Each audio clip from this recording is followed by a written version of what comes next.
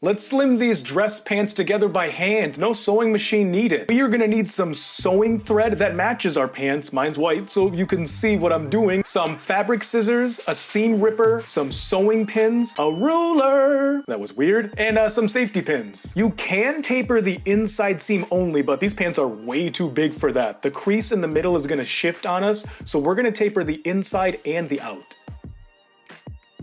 Put some safety pins in the sides where you want that new seam to be. These fit relatively fine in the thigh, so I'm just gonna taper the bottom portion, but you can taper all the way up on both sides if you need to. I think you should subscribe. And don't just stand there, you gotta move and bend and stretch to make sure they fit well. Look at me dropping it like it's hot. Oh man. Find a nice flat spot in your house and we're gonna use some tailor's chalk to mark where our safety pins are. And we're gonna use a seam ripper to take out that bottom seam to make it look good. Rip out a few inches on both sides and unfold it to get all up in there. Replace all those safety pins with sewing pins.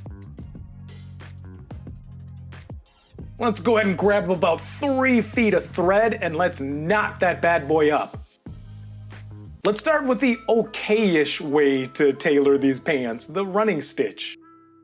It just goes up and down and up and down, all wavy-like, and it's not a bad stitch, it's just not a good stitch either. Your seam is gonna end up puckering because you probably pulled way too hard to get that tension tight, but if you don't pull that hard, then that stitch is gonna be super loose. It's not very strong either, it's just no bueno. And my stitches aren't straight either because right where I'm standing is a window and I saw my neighbor staring at me with a giant light behind me like, dude, what is that guy doing? It was super awkward. Instead, we're gonna use a back stitch by looping back through the previous stitch every single time we stitch forward. So it kind of looks like a pig's tail.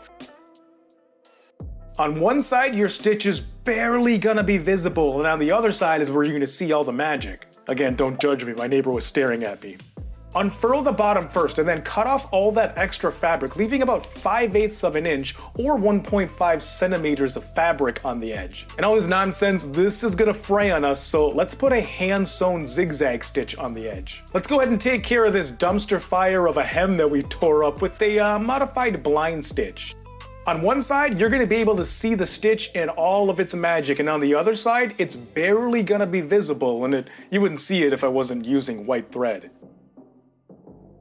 These look and feel 1,000 times better. Now let's go pair them with a tailored dress shirt. It's in the end card. I'll see you over there. SD out. See ya.